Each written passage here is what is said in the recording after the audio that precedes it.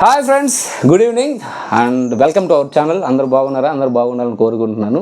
And Tamil Nadu చూస్తే మీకు అర్థమై ఉంటుంది మనం ఏం చెప్పబోతున్నాం అని. కానీ సిరివెన్నెల సీతారామ శాస్త్రి గారి గురించి పాటల్లో, ఆయన రాసిన పాటల్లో నుంచి, ఆ సముద్రంలో నుంచి మనం ఒక చెంచా కానీ ఒక చిన్న బొట్టు కానీ తీయడానికి ప్రయత్నిస్తాం.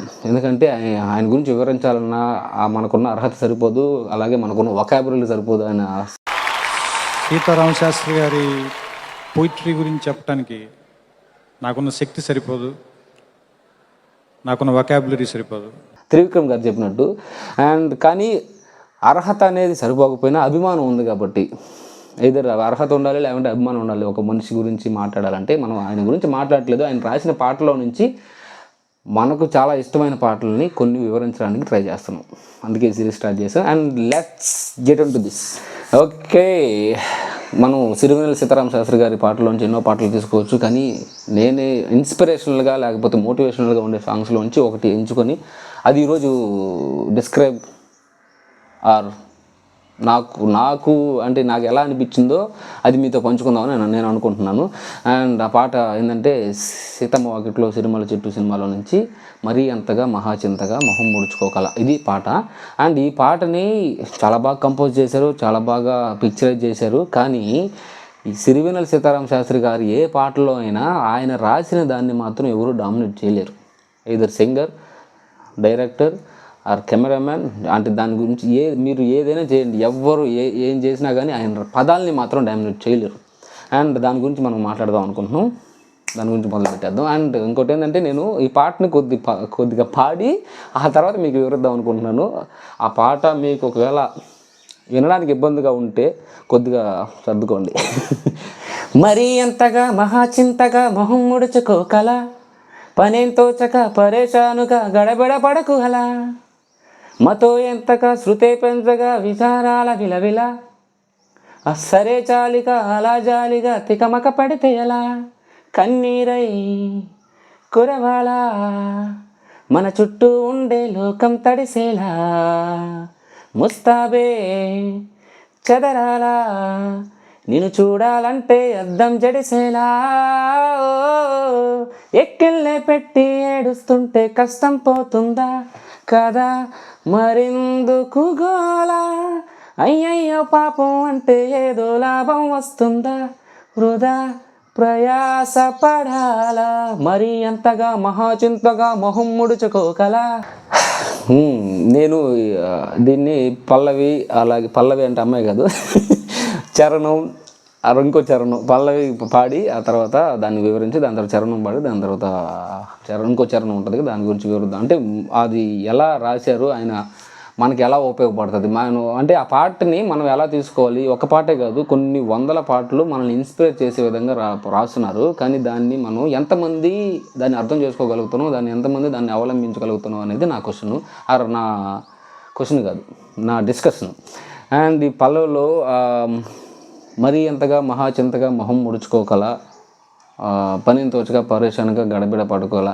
అంటే నువ్వు ఏదైనా ఇబ్బందుల్లో ఉన్నా, ఇలాంటి ఏదో పెద్ద ఇబ్బందులు ఉన్నప్పుడు ఈ పాట విన్నప్పుడు మాత్రం చాలా రిలీఫ్ అవుతుంది ఒకటి. అండ్ ఈ పల్లెలో బాగా నచ్చిన నాకు లైన్స్ ఏంటంటే, కన్నీరై కురవాలా నీ చుట్టూ ఉండే లోకం తడిసేలా, ముస్తాబే చెదరాలా నిన్ను చూడాలంటే అద్దం జడిసేలా.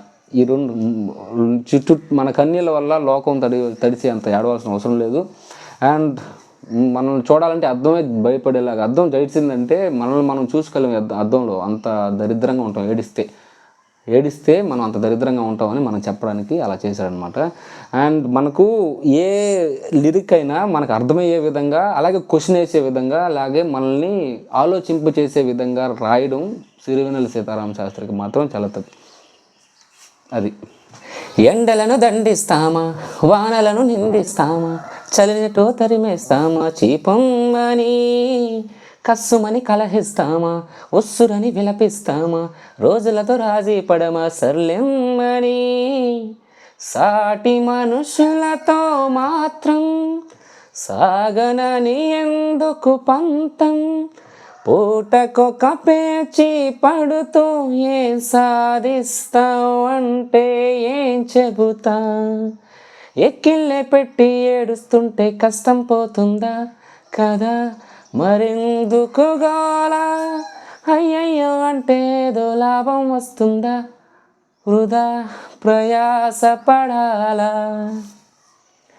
ఈ దీంట్లో ఉన్న అర్థం అంటే మనం ఎండలను నిందించగలమా, వానలని దండించగలమా, ఎండలని దండిస్తామా, వానలను నిందిస్తామా, అండ్ చలినట్టు తరిమేస్తామా చీపమ్మని, రోజులతో రాజీ పడమా సర్లేమ్మని. అంటే మనం ఎండ విపరీతమైన సమ్మర్లో కానీ, లేకపోతే చలి ఎక్కువగా ఉన్న వింటర్లో కానీ, లేకపోతే వర్షాకాలంలో కానీ వాటిని మనం దండించలేము, నిందించలేము, తరిమేయలేము. అలాగే సాటి మనుషులతో మాత్రం ఎందుకు సాగనని నీకు పంతం, సాటి మనుషులతో మనం రెగ్యులర్గా తిరిగే ఊర్లో ఉండే వాళ్ళతో మనకు ఎందుకు పంతం అని రాశాడు.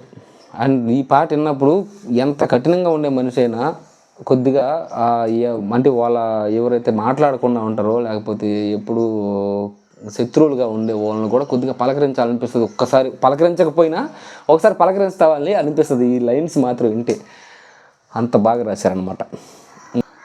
చెమటలను చిందించాలా, శ్రమపడేం పండించాలా, పెదవిపై చిగురించేలా చిరునవ్వులు, కండలను కరిగించాలా, కొండలను కదిలించాలా, సచ్చి చెడి సాధించాలా, సుఖశాంతులు, మనుషులని పెంచే రుజువు, మమతలను పెంచే ఋతు, మనసులను తెరిచే హితము, వందేళ్ళైన వాడని చిరునవ్వు, ఎక్కిళ్ళే పెట్టి ఏడుస్తుంటే కష్టం పోతుందా కదా, మరెందుకు గోలా, అయ్యయ్యో పాపం అంటే ఏదో లాభం వస్తుందా, వృధా ప్రయాసపడాలా, మరి ఎంతగా మహాచింతగా మొహం ముడుచుకోకలా, మతో ఎంతగా శృతి పెంచక విచారాల విలవిల.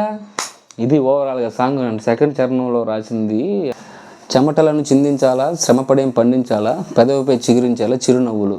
మనం పంట పండించి లేకపోతే పెద్ద పెద్ద కష్టాలు పడి వరి పండించినట్టు, లేకపోతే టమోటాలు ఇలాంటివి పండించినట్టు చిరునవ్వుల్ని పండించాల్సిన అవసరం లేదు. చిరునవ్వుని ఓన్లీ ఊరికే వితిన్ సెకండ్లో నవ్వచ్చు. ఆ నవ్వడం వల్ల చాలా ఉపయోగాలు ఉన్నాయి కాబట్టి. అండ్ ఎంత కష్టపడాల్సిన అవసరం అయితే లేదు, శ్రమపడేం పండించాల్సిన అవసరం లేదు, చెమటలను చిందించాల్సిన అవసరం లేదు. ఆ పెదవిపై చిగురించడానికి చిరునవ్వులు, కండలను కరిగించాలా, కొండలను కదిలించాలా, సచ్చి చెడి సాధించాలా, సుఖశాంతులు మనకు కావాల్సిన సుఖాన్ని, మనకు కావాల్సిన మన మనశ్శాంతిని కొండలను కరిగించాల్సిన అవసరం లేదు, కండలని కరిగించబడలేదు, కొండలని కదిలించాల్సిన అవసరం లేదు. అంటే చాలా సింపుల్ లైన్స్తో చాలా ప్రతి మనిషికి అర్థమయ్యే విధంగా చాలా ఒక ఆధ్యాత్మికతని, లేకపోతే చాలా పెద్ద ఎక్స్ప్లెనేషన్ అంటున్నారు, చాలా పెద్ద మోటివేషన్ని, చాలా పెద్ద మనిషి ఏదైనా సాధించగలను, ఏదైనా చేయొచ్చు అనే ఒక ఫీలింగ్ని ఒక పాట వినడం ద్వారా, ఒక పాట ద్వారా చెప్పేంత గొప్ప వ్యక్తి సిరివెన్నెల సీతారామ శాస్త్రి గారు. అండ్ ఈ డిస్కషన్ ఆర్ ఈ ఎక్స్ప్లెనేషన్ మీకు నచ్చుంటే అండ్ మీ వీడియో మీకు నచ్చినట్లయితే ప్లీజ్ లైక్ చేయండి, షేర్ చేయండి అండ్ మన ఛానల్ని సబ్స్క్రైబ్ చేసుకొని మనకు సపోర్ట్ చేయండి. Thank you, bye.